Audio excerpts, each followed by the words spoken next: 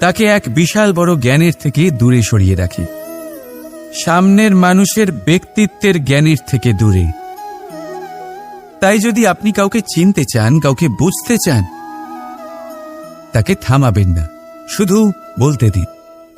কারণ একজন ব্যক্তির ব্যক্তিত্ব লুকিয়ে থাকে তার কথার মধ্যে, আর তার আসল পরিচয় লুকিয়ে থাকে তার শব্দের পেছনে। বলতে দিন, আস্তে আস্তে আপনি সব বুঝতে পারবেন। এটাই তফাৎ হলো একজন সাধারণ মানব আর একজন মহামানবের মধ্যে। এক যে কাউকে বলতে দেয় না, আর এক যে সবার কথা শুনে। তাহলে সিদ্ধান্ত আপনার, আপনি কি সাধারণ হতে চান না অসাধারণ? কারণ এই ভবিষ্যৎ আপনার। রাধা রাধা।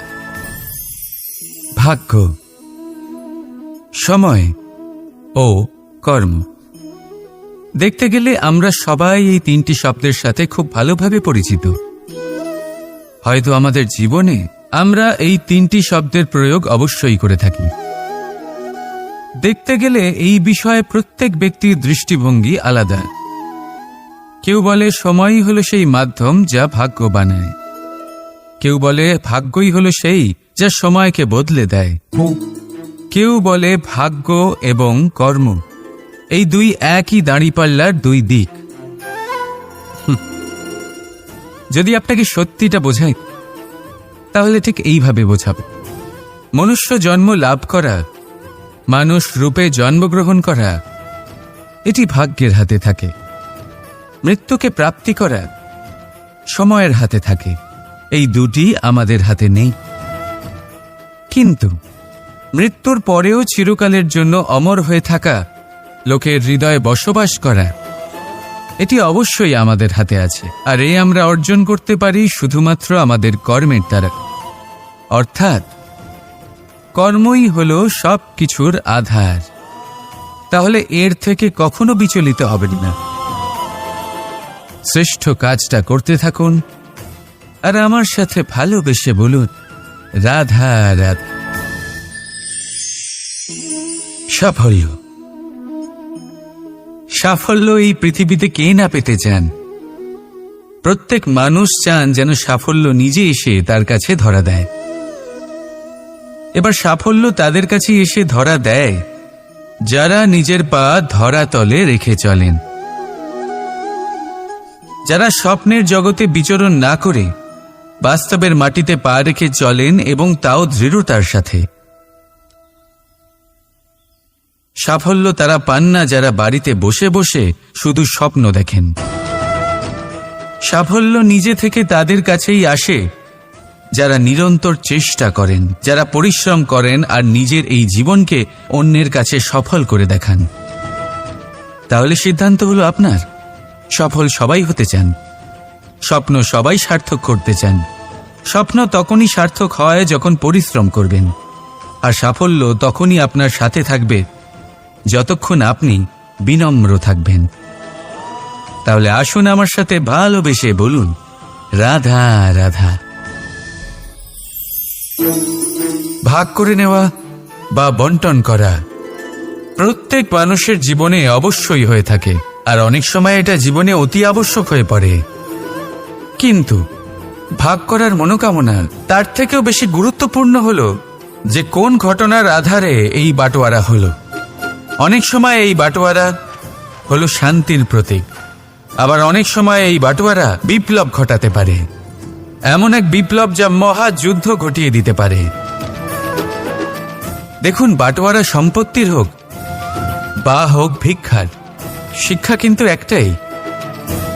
জীবনে অনেক সময় বাটোয়ারা দরকার হতে পারে, কিন্তু যতদূর সম্ভব তা এড়িয়ে চলুন, একসাথে মিলে এগিয়ে চলুন।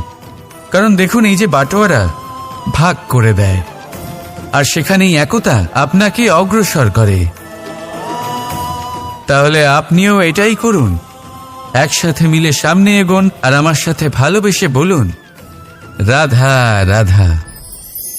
সুখ, দুঃখ, মৃত্যু, মহামারী, এগুলো কখনো বলে আসে না, আবার জিজ্ঞাসা করেও আসে না। এমনই হয় দ্রুত ক্রীড়ার এই খেলায়। এক কারাগারের মতো, একটা মাকড়সার জালের মতো। যেমন একটা মাকড়সার জাল একটা পোকাকে নিজের দিকে আসতে আকর্ষিত করে নিজের চমকের দ্বারা, নিজের গঠন দ্বারা, সেরকমই দ্রুত ক্রীড়ার এই খেলা মানুষকে নিজের দিকে আসতে প্ররোচিত করে। শেষে গিয়ে মানুষ আটকা পড়ে। পার্থক্য শুধু এটাই, যখন এক পোকা এই জালে জড়িয়ে পড়ে তখন সে তার প্রাণ হারায়। মানুষ যখন এই দ্রুত ক্রীড়ায় আকর্ষিত হয় সে নিজের মান, নিজের ধন সব কিছু হারায়, নিজের বিবেক হারিয়ে ফেলে। কিন্তু আপনি আপনার বিবেক কখনোই হারাবেন না। যদি আপনার মনে লোভ চলে আসে আপনি লোভী হয়ে ওঠেন।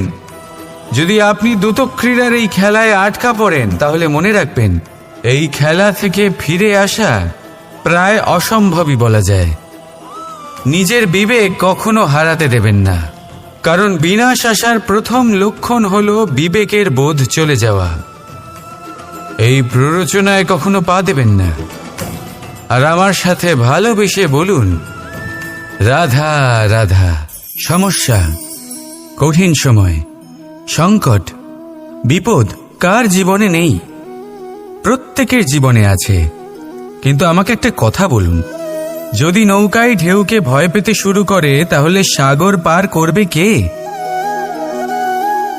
কখনো কোনো ছোট্ট পিঁপড়েকে দেখেছেন যে আকারে হয়তো ছোট হতে পারে কিন্তু বড় শিক্ষা দিয়ে যায়? কিন্তু আমরা শিখি না। এবার দেখুন একটা পিঁপড়েকে যে ভোজনের খোঁজে বাইরে বের হয়, একটা ছোট্ট দানা তুলে নেয়। ছোট দানা তোলে কারণ তার থেকে বেশি সে তুলতেই পারবে না। সে দানা নিয়ে চলতে শুরু করে, কোনো দেওয়ালে উঠে পড়ে, আবার পড়েও যায়। সেই দানা দূরে কোথাও একটা পড়ে যায়, তা আবার খোঁজে, তুলে নেয়, আবার চলতে থাকে। পড়ে যায় আবার ওঠে, পড়ে যায় আবার ওঠে। সেই দানাটা রেখে দেয়, আবার বেরিয়ে পড়ে ভোজনের খোঁজে। পরিশ্রম করতে থাকে কিন্তু হার মানে না। এই শিক্ষাই তো আমাদের প্রাপ্ত করতে হবে। নিরন্তর পরিশ্রম আর নির্ভীক হয়ে কর্ম করে যেতে হবে। এটাই হলো সাফল্যের মাধ্যম, এটাই হলো জয়ের মন্ত্র, অচ্যুত অজয় অস্ত্র। তাহলে আসুন আর আমার সাথে ভালোবেসে বলুন, রাধা রাধা। স্বর্ণ, হিরে, মুক্ত, মানিক, এই সব কিছুকে আগে পাথর বলা হতো। তাহলে এমন কি হলো যে এদের রত্ন বলা হয়? আর রত্ন তা বাস্তবে আসলে কি? এটা হলো সেই পাথর যাকে আগে আগুনের তাপ সহ্য করতে হয়েছে, পরখ করা হয়েছে, যাচাই করা হয়েছে, এদের কাটার চেষ্টা করা হয়েছে, কিন্তু তারা কখনোই নষ্ট হয়নি, বরং তারা আরো উদ্ভাসিত হয়েছে, আরো উজ্জ্বল হয়েছে, এই সংসারে আরো প্রকাশ ছড়িয়ে দিয়েছে। সেই জন্য এরা হলো এত অমূল্য, সেই জন্য এরা হলো বহুমূল্য, সেই জন্য এদের রত্ন বলা হয়। এবার মানুষের কাছেও এই নির্বাচনের অধিকার রয়েছে যে আমরা শুধু পাথর হয়ে থাকব নাকি রত্ন হয়ে থাকব। কিভাবে? আমাদের জীবনেও অনেক সমস্যা রয়েছে, বাধা আছে, বিপত্তি আছে। আমরা সেই বাধার তাপে উত্তপ্ত হই, এই সমস্যা আমাদের কাটার চেষ্টা করে। অনেক মানুষ বিভিন্ন পরিস্থিতি আমাদের ভাঙার চেষ্টা করে, কিন্তু আমাদের নষ্ট হলে চলবে না। যেভাবে এই রত্ন সমস্যার সম্মুখীন হয়ে পাথর থেকে রত্ন হয়েছে, সেইভাবেই আমাদেরও আমাদের সমস্যার সম্মুখীন হয়ে রত্ন হয়ে উঠতে হবে, এই সংসারে প্রকাশের স্রোত হয়ে উঠতে হবে। তাহলে এটাই করুন আর আমার সাথে ভালোবেসে বলুন, রাধা রাধা। এবার অনেক সময় মানুষের মনে এরকম প্রশ্ন আসে যে এই সংসারে সবথেকে বড় বিপদ কি? কেউ বলে ধর্ম সংকট, আবার কেউ বলে প্রাণের উপর আসা সংকট। প্রত্যেক মানুষের জীবনে বিভিন্ন সংকট আসে, আর এই সমস্ত সংকট অত্যন্ত বিচিত্র হতে পারে। এই সমস্ত সংসার হলো সংকট দ্বারা পরিপূর্ণ। ঠিক আছে, আপনাকে একটা উদাহরণ দিই। একজন ধনী ব্যক্তি, এবার ওনার জীবনে সংকট কি হতে পারে? সংকট এটাই যে কেউ তার সম্পত্তি চুরি না করে নেয়। আমরা বুঝতে পারছি, এবার একজন চোর, তার জীবনে সংকট কি হতে পারে? যে চুরি করার সময় সে যদি তার একটা কাশি চাপতে না পারে, তাহলে সে ধরা পড়ে যেতে পারে, ঠিক কিনা? আবার অনেক সময় এমনও হয় যে যার জন্য আমি সংকট, সেও আমার কাছে সংকট। যেমন এই পরিস্থিতিতে দেখুন, সংকট হলো সংকট, এ তো জীবনে থাকবে, কিন্তু এর সম্মুখীন কিভাবে হওয়া যায়? খুব সরল। সব এটার ওপর নির্ভর করে, মনের ওপর। এই মনকে নিয়ন্ত্রণ করলে সব ঠিক থাকবে। এবার যদি ধনী ব্যক্তি মনকে নিয়ন্ত্রণ করে ফেলেন, নিজের অর্থের ব্যবহার শুভ কাজের জন্য, সমাজের সেবার জন্য বিকাশ করতে করেন, ওই অর্থকে একত্রিত করে না রাখেন, তাহলে চুরির সমস্যা, এই সংকট সেখানেই কেটে যাবে। এবার যদি কথা বলি সেই চোরের, তাহলে চোর যদি নিজের মনকে সংযত করে নেয়, যদি নিজের কর্মকে নিয়ন্ত্রণ করতে পারে, তাহলে এমন কোনো স্বর নেই, এমন কোনো স্বর নেই যা ওকে ধরা পড়তে বাধ্য করবে।